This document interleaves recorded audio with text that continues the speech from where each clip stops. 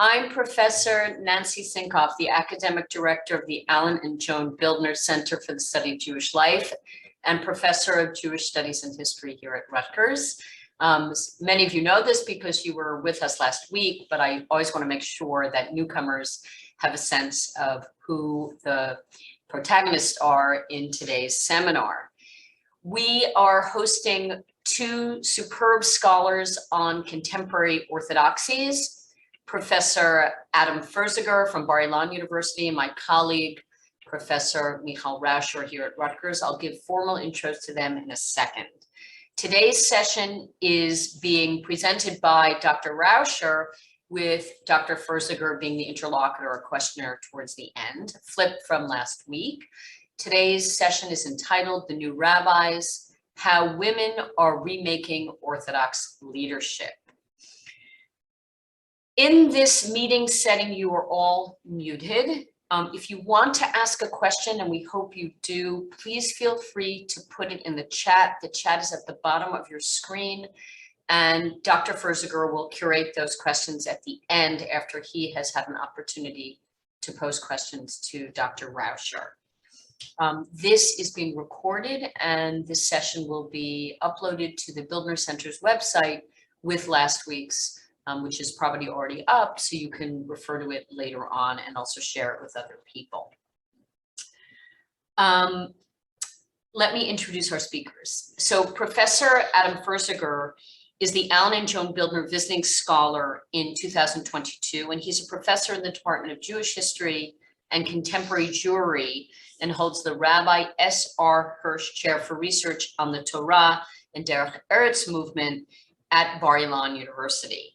He's also a senior associate at the Oxford Center for Hebrew and Jewish Studies at the University of Oxford, and co-convener of an annual Oxford Summer Institute on Modern and Contemporary Judaism. So he really inhabits and is able to study the world of Orthodoxy in Israel, in the modern state of Israel, as well as in the diaspora in the UK.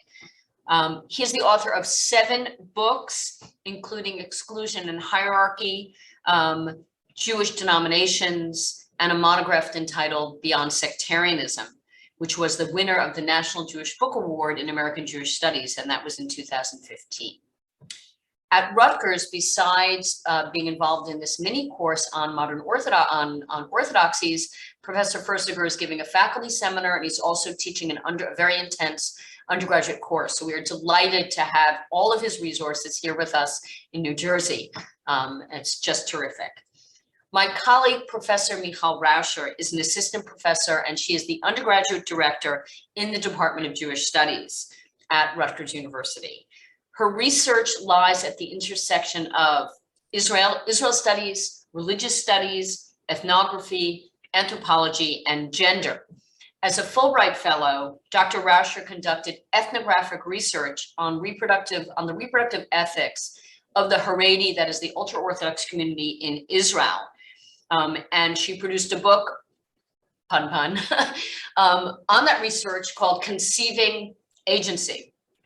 And a very important book on the way Haredi women understand their embodied selves, their choices about their reproductive lives, and really gives people insight into a world that many people are unaware of and stereotype in many ways. Very, very important contemporary work. Dr. Raucher has been awarded many, many fellowships, including the Wenner-Gren Foundation for Anthropological Research, the Memorial Foundation for Jewish Culture, and the Crown Family Foundation, and also the aforementioned Fulbright in Israel.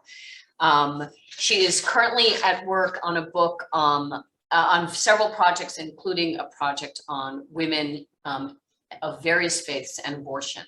So I'm delighted to welcome all of you to the second part of our 2-part series. And I will give the screen to Dr. Raucher and Dr. Ferziger. Thank you so much. Well, thank you, Dr. Sinkoff. It's wonderful to be back with everybody today. We had such a lovely conversation last week, Dr. Ferziger and I, and I'm excited to continue it today. I think of Dr. Ferziger as a great conversation partner on this topic, and you'll see his work actually sprinkled your work Adam, sprinkled throughout my paper because it's been very informative in how I'm thinking about this. So I have some slides I'm going to share, but before that, I'm just going to give a little bit of intro to this project. For the last 5 or 6 years, I've been doing ethnographic research with women who have been ordained at Yeshivat Maharat as Orthodox rabbis. And I started the research when things were very kind of timid. They weren't openly calling themselves rabbis. There was a lot of political upheaval within the Orthodox world about it. And one of the hardest things about this research, so I've been interviewing women who have been ordained, I've been visiting their congregations, I've spent time at Yeshivat Maharat, observing and interviewing faculty and staff there. That's the kind of work that I do. And over this time, the last 6 years, it's been very hard to figure out what is really going on. How do I describe what is happening here, what it means to be in the first generation of Orthodox female rabbis? And it's actually very hard, what I discovered, because the ground keeps shifting underneath them. And so that's the story that I'm telling in the book that I'm in the process of writing. And it's some of what we'll see today, that the entire ground on which they stand, this sort of idea that they could get an education and become rabbis, everything has been shifting. What it means to be a rabbi, what it means to be ordained, what it means to be a religious authority in Orthodoxy in America today has been shifting as they've kind of developed themselves over the last decade. So that's a lot of the story that I'm going to tell today. So you'll see that it's hard to say this is what's happening, because really it's a story of change. So we'll see that today. And so I'm going to share my screen. Let's make sure this works. Okay, like before, give me a thumbs up if you can see the screen. Somebody, great, thank you. Okay, so I'm going to start with just a little bit of history about Yeshivat Maharat to catch everybody up on where we are. And I am not a historian, so you'll see my history only goes back about 12 years. There's a lot to tell about the way in which they frame their own history, and I can get there if people are interested. And even if I were to tell the history of this movement, that would, indicate a lot. What I highlight would indicate a lot about what I think this movement is trying to be. So I'm not going to do that. I'm just going to give kind of the last 12 years or so. So in 2009, Rabbi Avi Weiss conferred upon Sarah Hurwitz the title Maharat in a ceremony that marked her 8 years of study with him. Although it was called a conferral ceremony, and he gave her the title Maharat, which is an acronym meaning halachic, spiritual, and Torah leader, the understanding of everyone in the room, and many of those not in the room, was that Weiss was ordaining Hurwitz as a female Orthodox rabbi. Oh, I can't get out of this. Okay. Although a few Orthodox women had received ordination in the past, none were as public as this one. Moreover, Hurwitz's non-ordination was soon understood to be an ordination when, about 5 months later, Hurwitz and Weiss opened up a clergy training program for Orthodox women. And about 5 months after that, Hurwitz changed her title to Rabbah, which sounds a lot more like rabbi. Amid repeated criticism from more centrist and right-wing Orthodox leaders and organizations, Yeshivat Maharat, the school that Hurwitz and Weiss opened, has ordained 49 women as Orthodox female rabbis since 2013. These graduates work in a variety of careers in a variety of fields, primarily in North America, but a few are also working in the UK and Israel and other places in Europe. This is undoubtedly a really big deal, but there is a context surrounding women's Orthodox ordination that has made the unique significance of ordination a little more difficult to see. In the last few decades, we've seen an explosion of programs, schools, and opportunities for Orthodox women to become educators and leaders without ordination. And I just want to highlight a few of those today. I'll start with the Yoatzot Halacha training program. Yoatzot Halacha, who are advisors or guides in Jewish law, halacha, are women who have studied Jewish legal texts on topics such as sexuality, intimacy, pregnancy, birth, and what Orthodox Judaism calls family purity laws, which deal with menstruation and sex. They also provide counseling. These Yoatzot Halacha provide counseling to Jewish women about a variety of issues related to marriage, relationships, sex, and reproduction. Training for Yoatzot Halacha began in 1997 with the Nishmat program in Israel. Graduates answer questions posed on the phone or online. And when the first class graduated in 1999, many of them began working on the Yoatzot hotline. Today, Nishmat's Yoatzot have answered over 100,000 questions. And significantly for our purposes, many of them work in communities in the United States, the UK, and Israel. They can authoritatively answer questions about the laws of family purity, and they teach classes about these laws as well. Some Yoatzot, particularly in the US, are hired by individual synagogues to be synagogue leaders, and others are employed by a community with their salary paid by multiple synagogues. Another type of profession that's really exploded, developed for women, for Orthodox women, is the role of a professional rebbitzin, or professional rabbi's wife. So for generations, before women could be ordained, the closest women could come to being religious leaders was to marry them instead. But in recent years, the role of the rabbi's wife, called a rebbitzin, has become much more professionalized with formal training and institutional authority. The Orthodox Union's Jewish Learning Initiative on campus has placed rabbinic couples on more than 20 college campuses in North America. We have one here at Rutgers, and where they teach and guide Jewish students. So that's couples. Even ultra-Orthodox rebbitzins formally serve as outreach activists to non-Orthodox Jews. This is something that Dr. Ferziger has written about. Women's positions include traditional women's tasks like cooking and hosting guests, but also teaching classes, recruiting unaffiliated Jews. And what's fascinating is that women refer to their roles as professional rebbitzin as one of spiritual leadership, which is the same phrase that Yeshivat Maharat uses to talk about what they're doing. Okay, and then finally, one of the big roles that's developed for women in the last decade or so is one of Torah scholars. This isn't to say there weren't Torah scholars who were women before that, but this kind of professionalization of the role and the degree, I'll call it the certification or the degreeification of this role.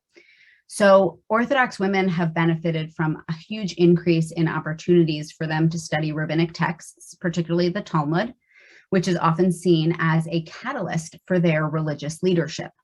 The first women's seminary opened in Israel in the 1980s, and since then, Orthodox women have had several more options for advanced Talmud study in the US and Israel. Of particular note is the Drisha Scholars Circle, which until 2014 educated women in the same material that men would study for ordination. In fact, folks who graduated from the Drisha Scholars Circle called it everything but smicha, because it was everything but ordination, smicha being the word for ordination. Yeshiva University in New York has also been offering students a similar opportunity for advanced Talmud study through the graduate program in advanced Talmudic studies that gives students a master's degree in Bible or Talmud, and just recently opened a third, so it was previously a 2-year program. Now there is an option to continue for a 3rd year to do more halacha learning, Jewish law learning, in topics that are smicha ordination adjacent. So we're going to talk a little bit later about how women who have received this very high level of religious education have also been holding positions of leadership in synagogues. So what I'm trying to argue in the book is that Orthodox women who have been ordained have entered this changing sphere of what counts as religious authority. And in many ways, they've actually contributed to that change. As women were finally becoming rabbis within Orthodoxy, the very definition of what it means to be a rabbi changed for men and women alike. Since the early 2000s, American Orthodoxy has been in this period of transition as Orthodox Jews redefine their relationship to religious authority. This has made it increasingly hard for Orthodox women with ordination to establish themselves as recognized rabbinic authorities. But it's also meant that many women without ordination are functioning like rabbis. So I want to show you what I mean when I say that the ground has been shifting, that what it means to be a rabbi is changing, that women without ordination are filling similar roles to women with ordination. And I want to look at one category of, one example of how the categories are a little fuzzy. We can see a new mode of religious authority in a new conception of what scholars have called the scholar rabbi, scholar-rabbi. So others have written about the scholar rabbi in studies of Jewish Orthodoxy. My conversation partner today, Dr. Adam Ferziger, Zev Elef, Sam Heilman, these are all major scholars of Orthodoxy, and they've identified two kinds of scholar rabbis. The first is what they call Talmud scholars or Torah scholars. Dr. Ferziger wrote about Yeshiva University's rabbinical school training in the late 20th and early 21st centuries. For several decades, in response to a more educated modern Orthodox community, Yeshiva University has created an option for its students that Adam Ferziger calls a Torah-only approach. This approach allows students to complete the bare minimum of supplementary rabbinic requirements and then focus almost entirely on Talmud and codes.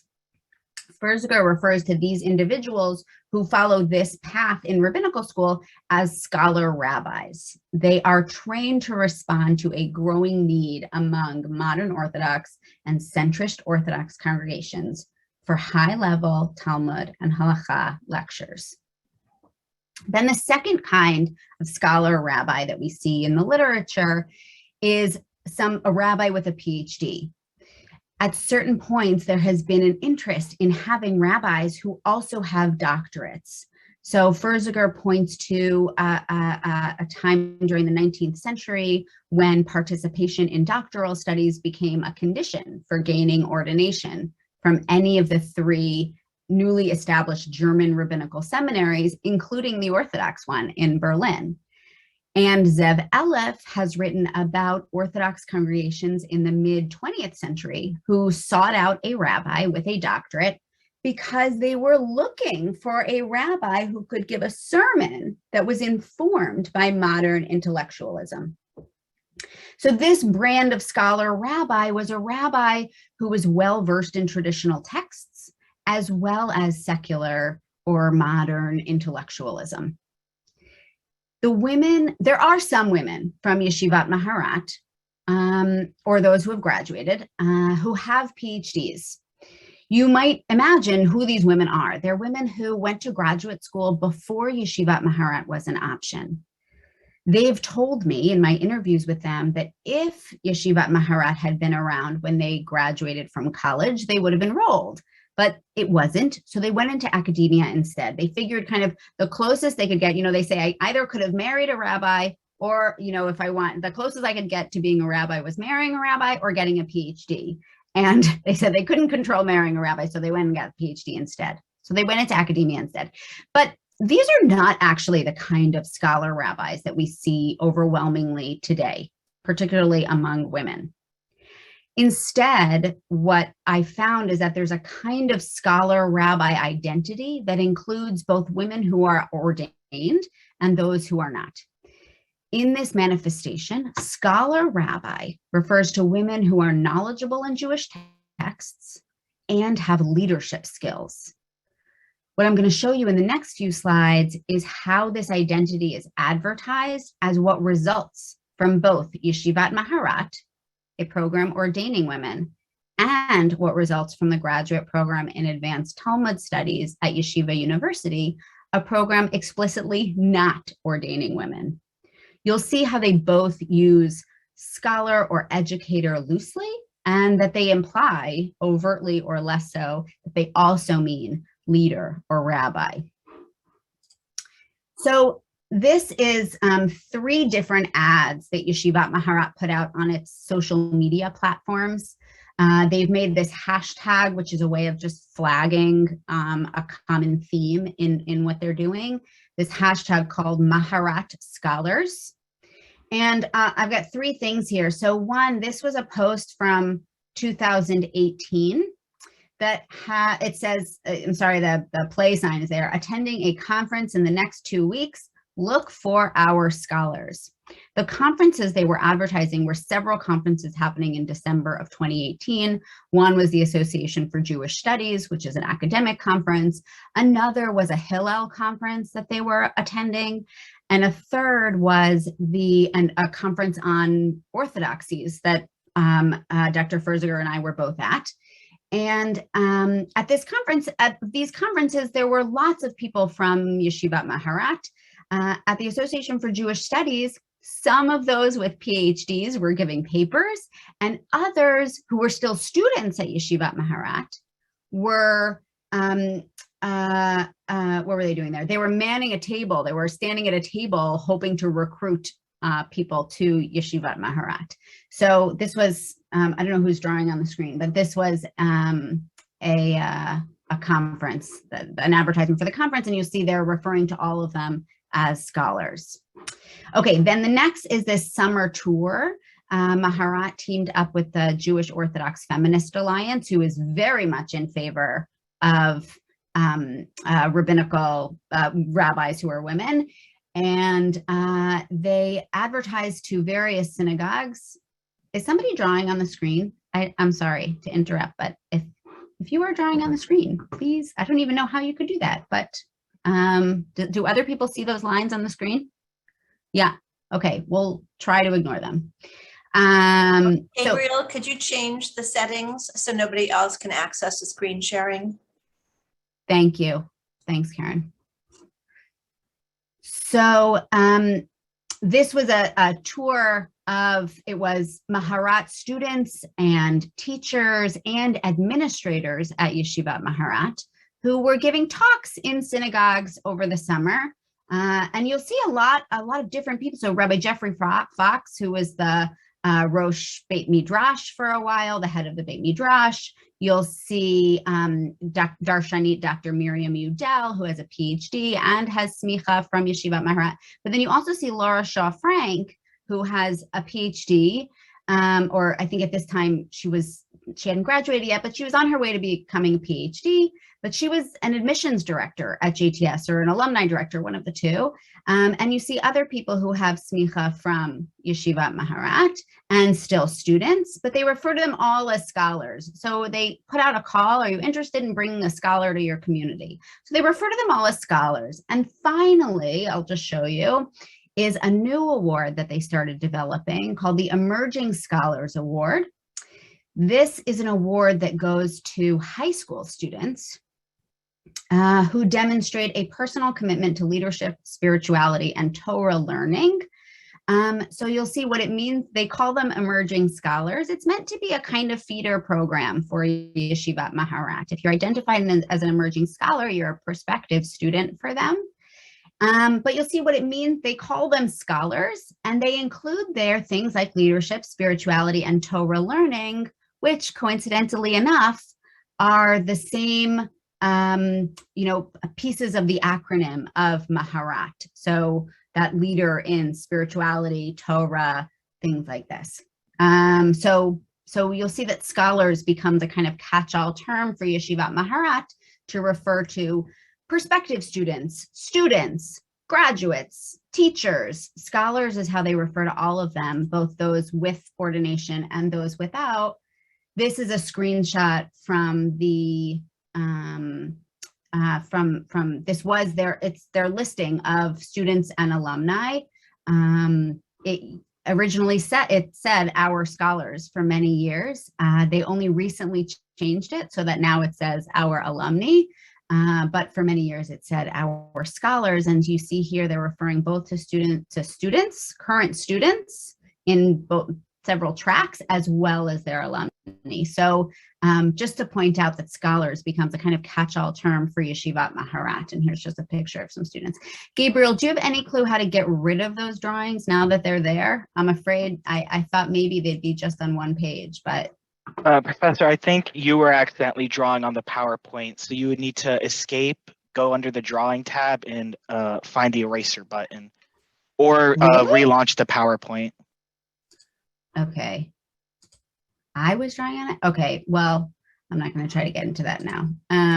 Okay, thanks, Gabriel. We'll do the best we can with this. Okay.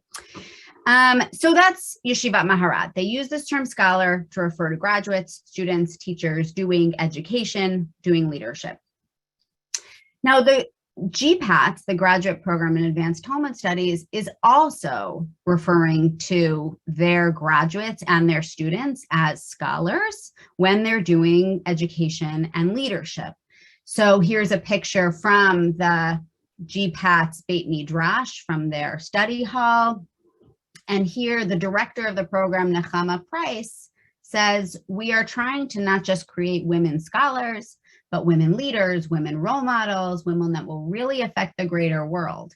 So you see she's combining there, and in a lot of their publicity, they combine this idea of scholarship with leadership. They are definitely not providing ordination. This is very firmly opposed to ordination for women, but they also refer to this kind of scholar who is also a leader for the community, for the Orthodox community. So that's important to point out. And finally, I wanted to share with you, I keep saying finally, but it's really not. I have a couple more slides. Anyway, the next thing I want to share is this picture of these two ads that appeared in my local Jewish newspaper, the Jewish Link. Maybe somebody else, other people on this call get the Jewish Link. So these two ads came in the Jewish Link several months ago, and I found them to be really noteworthy.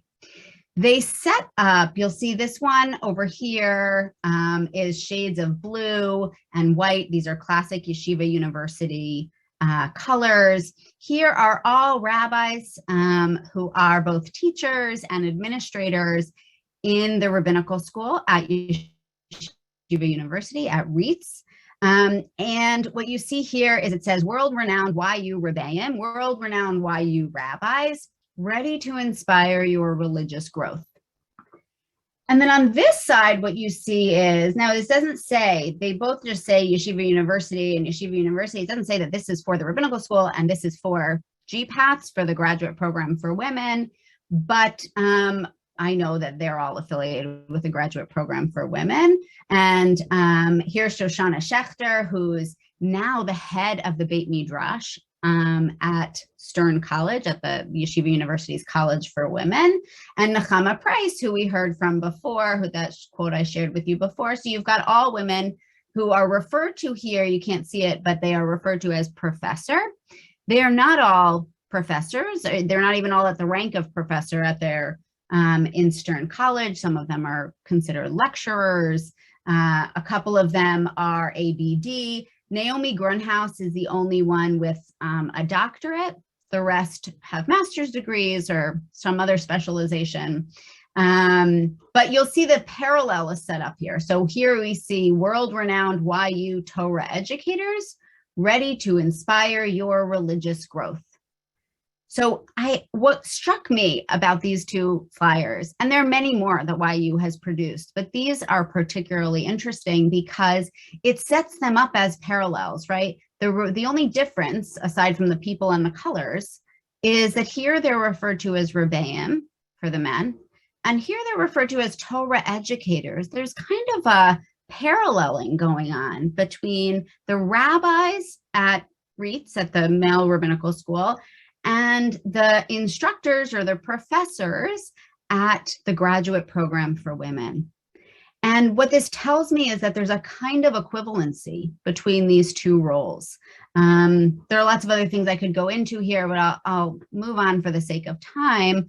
But again, just kind of pointing out that there's a parallel between the heads of program, between the programs themselves, between the words that they're using, and we can get more into the conversation later.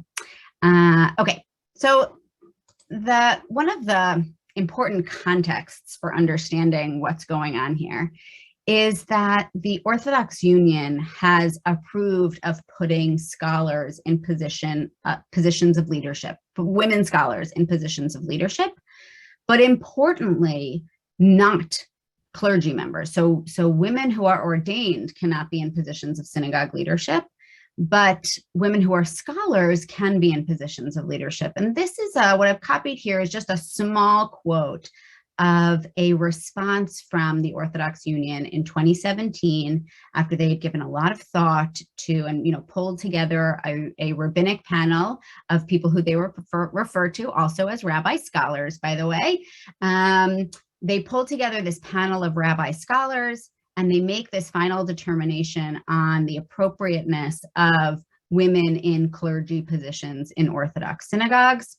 And they determine this, and I'll just read from the screen. Accordingly, we note that just as the rabbinic panel has made clear that women serving in clergy roles or holding clergy titles is at odds with halakha, Jewish law, and our Masorah tradition, the panel has also proclaimed and celebrated the important and fundamentally successful roles that women can and must play within our communal and synagogue structures, including as educators and scholars.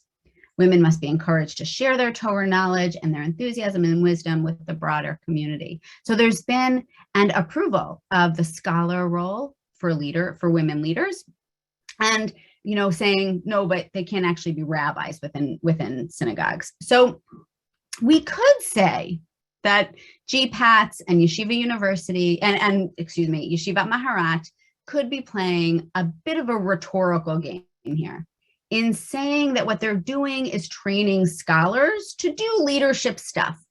That way they're not ruffling any feathers with the OU. But I don't think what we're seeing is just about a cover here. I don't think they're just playing a rhetorical game. I think we can see in practice that this kind of combined identity is already functioning in rabbinic roles in synagogues. And here's my example of that. So, and this is actually the last slide. In 2020, the Jewish Orthodox Feminist Alliance launched a program that they called, and this is important, the Devorah Scholars Program, with the help of the Micah Philanthropies. And that's Anne and Jeremy Pava's foundation. This program is intended to supplement the salaries of a few Orthodox women who serve in, quote, paid spiritual leadership positions. You'll see that same language of spiritual leadership is being used here in Orthodox synagogues. As with the Emerging Scholars Award, the focus here is on leadership. Although precise tasks differ within communities, the website for the program lists the responsibilities of Devorah scholars as delivering sermons, teaching the community, and providing pastoral care. That sounds kind of rabbinic to me. Of the 5 Devorah scholars selected in the inaugural year, this is them, 4 of them were ordained by Yeshivat Maharat, so these 4 right here. And the 5th is a graduate of Stern College's graduate program in advanced Talmudic studies. Shortly before launching the open call for applicants for the 2nd cohort, Daphne Lazar-Price, the executive director of JOFA, wrote an article where she explained that one of the goals of the Devorah Scholars Program is for girls and women to have a better experience at Orthodox synagogues. She argues, quote, the most effective means to achieve this is by establishing and increasing the number of formalized leadership positions for Orthodox women in Orthodox synagogues. Now, many of the Devorah scholars are ordained, as we know, and they're serving as rabbis with titles like Rabbanit. JOFA's use, now we'll talk about the titles, but Rabbanit here is meant to be like rabbi. JOFA's use of the term scholars makes it possible for someone who's not ordained, like Ruthie Brafman Schiffman, to participate in the program. Now, Ruthie is interesting because she is a rabbi scholar without ordination. Ruthie does not have smicha. She's not ordained, but she's a graduate of GPATS. And she was one of the OU's college campus representatives at the University of Pennsylvania without her husband. Her husband is not a rabbi. Her husband's a lawyer. And she served in that position as campus clergy, essentially, alone. Rabbanit Engelberg, however, is a kind of rabbi scholar in the academic sense. She has a master's degree in Talmud. So I think what we're seeing here is that there's been a kind of hybrid identity that's been formed. And it's not just about appeasing the Orthodox establishment. Instead, it's about proclaiming the importance of education in Jewish religious leadership. It's about the importance of credentials and degrees in the American meritocratic system. And it's about downplaying the importance of smicha, of ordination. Even Yeshivat Maharat has an interest in downplaying the importance of smicha. They've taken to referring to it as a degree, like any other degree that certifies one's knowledge and ability, and therefore not as challenging to tradition as the Orthodox establishment would have you believe. So that's what I wanted to kind of introduce to everybody today. I'm going to stop there. And I know Dr. Ferziger has some questions I'm looking forward to exploring. Thank you very much for your time.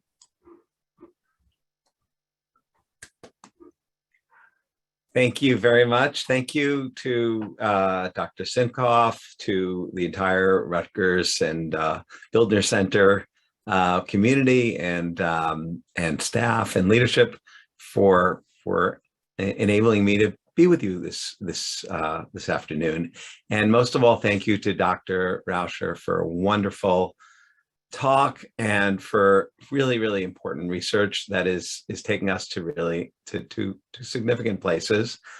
I might add, I don't want to, I didn't go through every name, but in Israel, there are a lot of women who are studying contemporary Orthodoxy. In the United States, there aren't.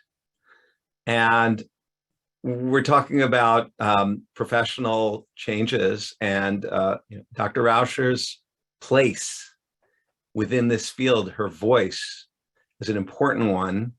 And at least from what I understand, it's already producing novel and fresh and important perspectives that we're all gaining from. So I want to thank you for that. Your research really touches on a bountiful group of fields, research fields, and I just want to use that for a second, just as a way to frame things and then to focus in on a few things, and want to give you the chance to expand because it's really so rich. So the big topic here is women in Judaism, which is something which has been studied for a while, but it's got so many perspectives to it that it's really one of the most important fields in Jewish studies today. And women in Judaism and gender in Judaism as parallel or related fields. So there's a tremendous contribution there. Orthodoxy, and without going into the specifics of the history of the study of Orthodoxy, was a field also as a modern movement, which sort of came into its own through the work of Jacob Katz and many of his students. I was privileged to study with him, and has expanded, and once again in Israel, but to a great extent in the United States as well, has become a very, very fruitful area. And this talk that you're giving, and our whole series here, is really revolving around, or really a product of the creativity and of the great scholarship that's gone on. More specifically, the history of the rabbinate, a topic which is growing, and actually the woman issue is the one which has become maybe the most significant, certainly on a contemporary level, women and the rabbinate, but there isn't enough written about it, certainly women and the Orthodox rabbinate. And yes, the ones actually that I want to start to ask you to focus in on are the concept of religious authority, because I think that's really at the core of everything that you're speaking about here. But before that, among the many contributions that you make is that you're an ethnographer. You're a person who's trained in a particular approach to social sciences.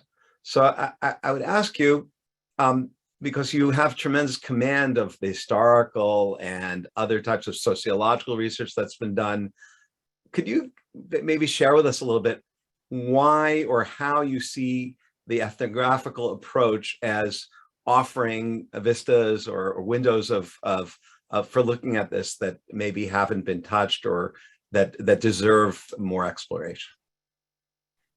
That's a great question. Thank you. So I'm actually going to explore this issue of religious authority as I explain the kind of significance of ethnography here. So Paula Nesbitt, who is a great scholar of women in Christianity, who is also an ethnographer, and Nesbitt has pointed out that when it comes to women's ordination, she focuses on Christianity, but I've discovered the same thing to be true. And I think I think somebody noted in the chat that it's the 50th anniversary of women being ordained in non-Orthodox movements, and this has been true in the scholarship about them as well, that there is a difference between religious authority being granted and religious authority being legitimated.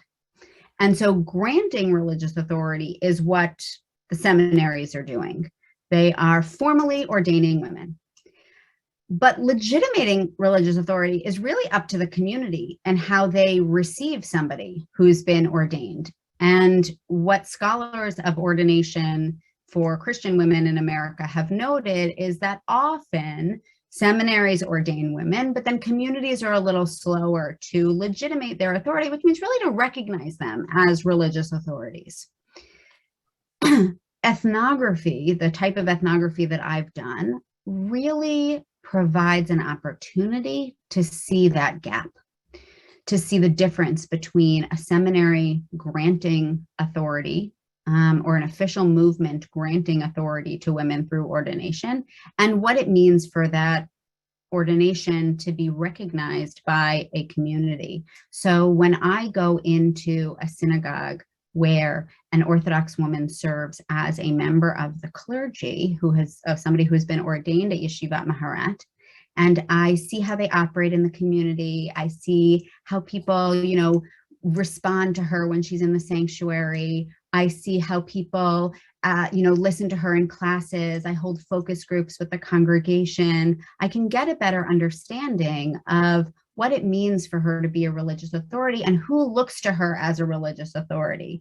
And the gap between, or the kind of what I've noticed is there's not so much a gap in being recognized as religious authority. There's a different understanding of what you are an authority over in that religious space. So Yeshivat Maharat, for instance, wants their graduates to be basically clergies over the entire congregation, right? They are rabbis like male rabbis are. They are rabbis for everyone.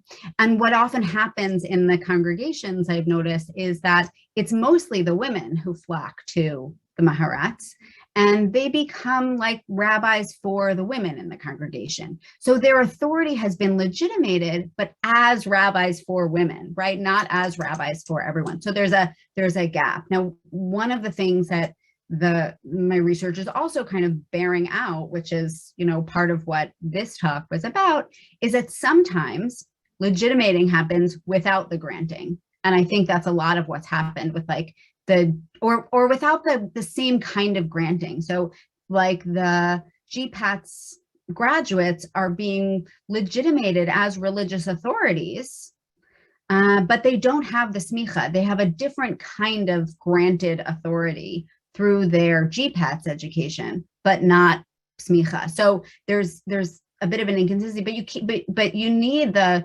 multi-pronged research methods that I'm using, the ethnography as well as the kind of internet ethnography, that I've done a lot of in the last 2 years in order to put all of those pieces together. So this is great, and now we're getting into the conversation of it, if you'll allow me.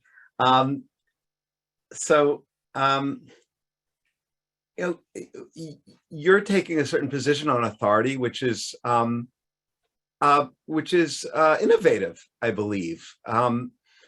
Certainly, with not only within only within Judaism, very much often religious authority is predicated, besides whether the ordination degree, on being able to make rulings, psikat halacha, to be able to rule on religious Jewish law, and the ability to perform certain acts, ritual acts in a public setting. The people that you described, including Maharat, seem to a great extent to have said, that's not necessarily the way to cultivate religious authority. And I actually thought it was really interesting when you said that women flock to women authorities, and sort of that being a different type of resonance that they have. It reminded me a little bit of the Hasidic Rebbe. That in the traditional Eastern European community, there was a Rav, there was a Mara Da'atra, there was the rabbi of the locality, and he was the one who ruled. And these Hasidic Rebbes in the 18th century began to set up their shtibels, their little sub-communities, and their authority didn't stem from rulings, didn't stem really from being able to perform certain things. But eventually there was a process which took place. So tell me if I want to ask two questions based on this. So do you think that this type of authority that you're describing is a parallel one, an alternative one? Is it usurping, replacing the classical authority that I described based on rulings or performance, or is it something that's operating in a gendered way because of the Orthodox halachic restrictions? And the second one is actually I just want that I really building on your own wonderful paper on the Yoatzot Halacha that I learned so much from. There you made a very sophisticated argument that on one hand, these Jewish family purity advisors are demonstrating a certain type of authority, but in a sense, they're actually supporting the patriarchy, because bottom line, as opposed to, and here I am echoing Chava Weissler's comments in the chat before, as opposed to conservative or reform Judaism or other non-Orthodox streams, in the end of the day, in the Yoatzot Halacha write clearly that the people, that any ruling that they give has to be authorized, has to be approved by men. So some would say that this whole process is actually affirming male authority rather than providing alternatives. So please. Yeah, so it's kind of complicated. And before I answer the questions, I'll just say, for what a lot of questions are coming directly to me, I don't know if I'm not getting them. You're not getting them. I don't know if folks are able to chat everybody in the thing, but I'll no, you're not. Somebody's shaking his head no. So I'm the only one getting the question. That's fine. So after I answer these questions, Adam, I'll just kind of look through and see if I can respond to a couple questions in the chat. So okay, so this question about answering questions, there's a lot going on there. So my article about Yoatzot Halacha is now almost 10 years old. I mean, the research on it is 10 years old.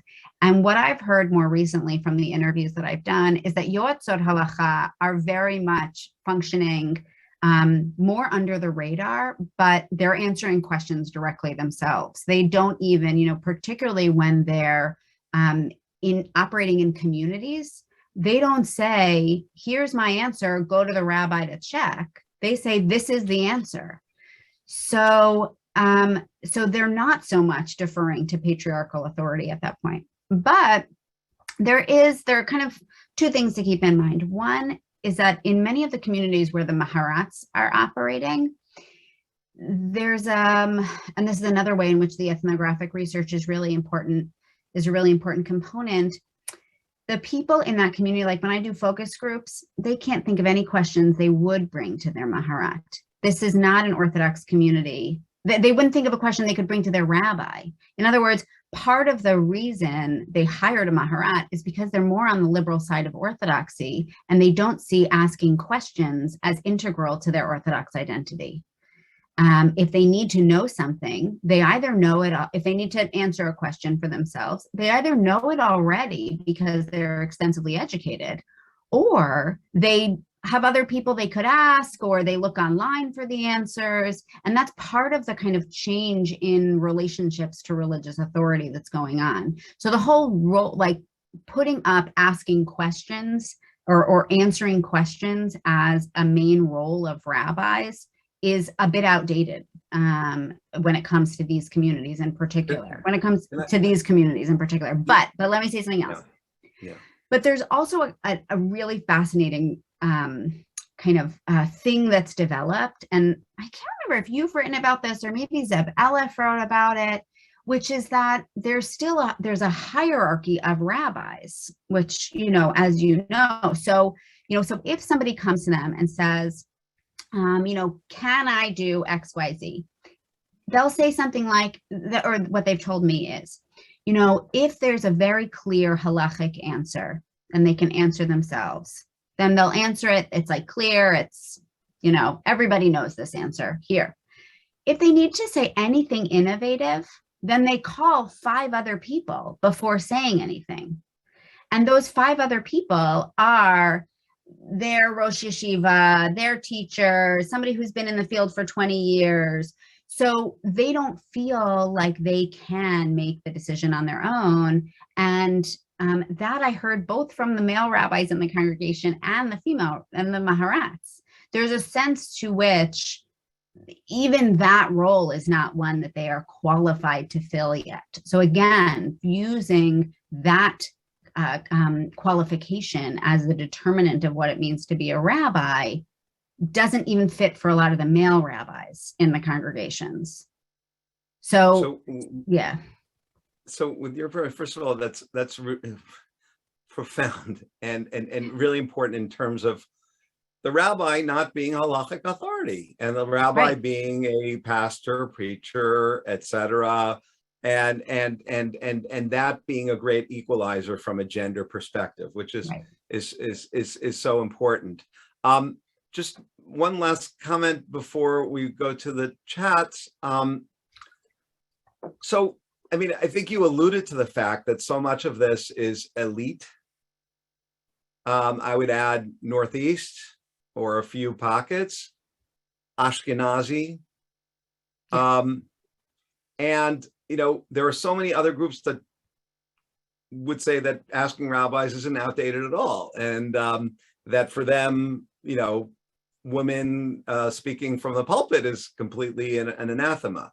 So, if we're talking about innovative orthodoxies, I suppose the most foundational question for both of us and for anyone who's studying contemporary orthodoxy is there something called orthodoxy that can encapsulate the Maharats or the Hadars or the GPATs and some of the even moderate Haredi groups where women may be doing outreach work, but anything to do with the synagogue life, public Torah teaching, etc., would be completely forbidden. So do you see this as the evolution of orthodoxy, or maybe the evolution of an alternative traditionalist movement? How do you see it, Dr. Yeah, I don't know.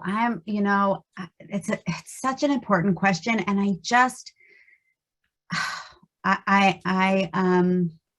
it's so hard to answer because for so long, and I think you noted this last week, one of the big dividing lines between Orthodoxy and other movements is the gender issue.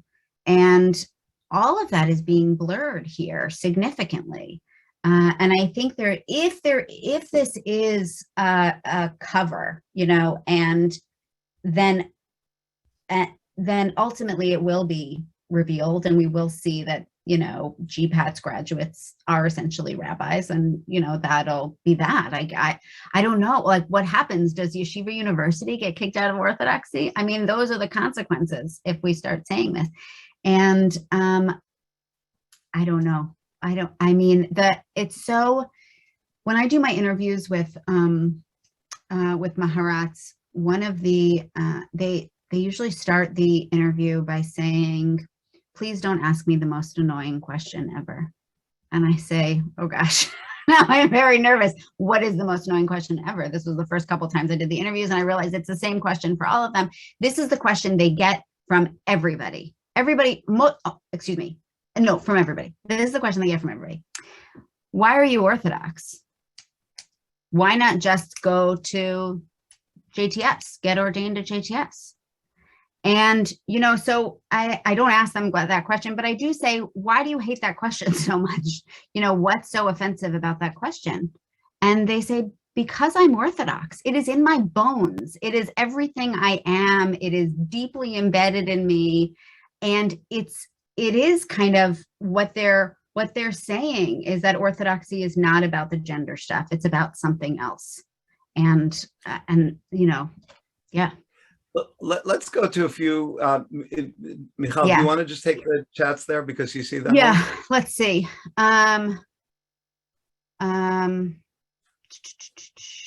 So there was a comment. So Chava Weissler commented on the 50th anniversary of Orthodox women being ordained. Chava, I didn't know if you, Dr. Weissler, I didn't know if you wanted to add anything to that. Was there a question there? You're welcome to, I think, unmute and ask your question. We have probably time for just one. I also got a question about, do men seek advice or halachic guidance from the women, or are questioners only women? Are these new forms of authority gendered? Yeah, so the men, so because they're seen as rabbis for women, they're seen as authorities over women's issues. So, they're seen as authorities over all of the stuff that the Yoetzot Halacha are authorities over, which is why many Orthodox congregations, in deciding to hire a female clergy member, will decide between a Yoetzot Halacha or a Maharat. They can both answer questions on family purity stuff, reproduction stuff, things like that. So most of the questions they get are about that, and they come from women. So, yeah. So going back to that, do you see this as sort of woman for women? Is that, which is almost ironically a kind of Orthodox thing, because in the non-Orthodox movements, the idea that that a male should only serve males or a female should only serve females is, so in a way, it's sort of very Orthodox in that stratification. Right. So part of it is because they end up being the assistant rabbi to a male rabbi. And so it's set up like that. But in places where they're not, like Rabbanit Dasi Fruchter has her own congregation, Rabbanit Avital Engelberg had her own congregation for a while. And so there they are rabbis for both. That's why there's kind of a lot going on. Some of them are just doing teaching. Some of them are in congregations. But yeah, for a few of them, they're rabbis for women. Yeah. I actually heard of a community in Baca in Jerusalem this week that has a female, yeah. rabbi with totally egalitarian Orthodox style services. So certainly a lot of new framings that are taking place. I think our time is run out. Is that correct, Professor Dr. Sinkoff? So I at least want to thank Professor Raucher, Dr. Raucher, and to say that when Dr. Sinkoff approached me about coming to Rutgers, I can tell you unequivocally that among the many things that were attractive to me were the opportunity to have more time to talk and learn from Dr. Raucher, and it's already being fulfilled. So I want to thank you, and I want to thank you as well. Thank you. Thank you. It's been a pleasure to talk with you, Adam. So I know we are running out of time, but I do want to throw out a couple of thoughts that for our audience and for the two scholars. I think the gendered nature of this new kind of authority is really critical in the distinction between public and private, and also this strange way in which the male is still universal. So a woman can go to a male OBGYN, but how many men are going to go to a female urologist, to be blunt? And issues of reproductive health, a woman might ask her male rabbi about issues of birth control, abortion, or things like this, but how many men are going to talk to Yotzot Halacha about fertility issues that he or she might be having? So I think there's, just hunting a little bit to our colleague Evyatar Zuluvel, who will be giving a faculty seminar, and I know this is a little bit out of the box, but the issue of purity and impurity. Why is it that when something's pure, a little bit of impurity makes something pure impure, as opposed to the other way around, right? Why doesn't the purity make the impure substance pure? So the directionality of some of this gender is very important, and the status therein, assistant rabbis, women are often the assistant rabbis, or they're running the Hebrew schools or anything. So I think this. So there is change afoot, but there are obstacles in the authority structure that are deeply wired, I think, in the community. And the only other thing I'll say that I found it fascinating, Dr. Raucher, when you talked about legitimacy has to come from the community. Well, long live Zacharias Frankel, right, from the Breslau Yeshiva seminary in the 19th century, who was the founder of positive historical Judaism, which in the United States is known as conservative Judaism, which says that halakha evolves, and unless it's not only a top-down process, right? The community has to live and breathe the halakha decisions. So there you go. Okay, that's enough of my 2 cents. Of course, I have 3 and 4 and 5 cents to say, but I will curb my enthusiasm. I want to tell our audience that we have a lot of fantastic programs coming up. Already on Monday night, the Bildner Center is co-sponsoring an evening with culinary historian Michael Twitty. He is the author of the book called The Cooking Gene, which is sort of a memoir of his Southern roots, and a new book called Kosher Soul.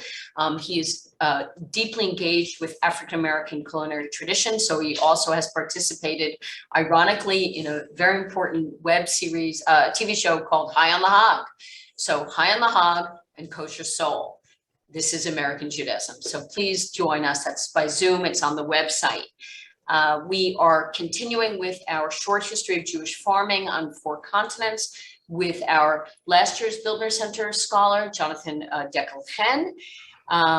We have a upcoming 3-part online course by our Aresti visiting scholar, Ron Lasri, called The Saint, the Queen and the Joker, a brief introduction to Sephardic folklore. That begins in March. We have a public talk on March 23rd, By the Grace of the Game, the Holocaust, a Basketball Legacy, and an unprecedented American Dream. It's a public talk with Dan Grunfeld about his new book, and it's going to be moderated by Craig Karmazin.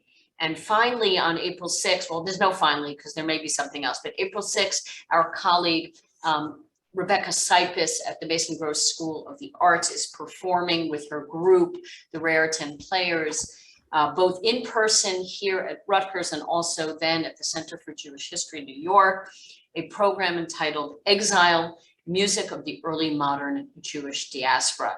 So please check out all of those programs, look out for our e-blasts, and we look forward to joining you at all of them. And my thanks to Professors Raucher and Ferziger for a great 2-part series. We really could have had 4 sessions at least on this. So I think we all want more. So maybe we'll corral you at the end of the semester to do something.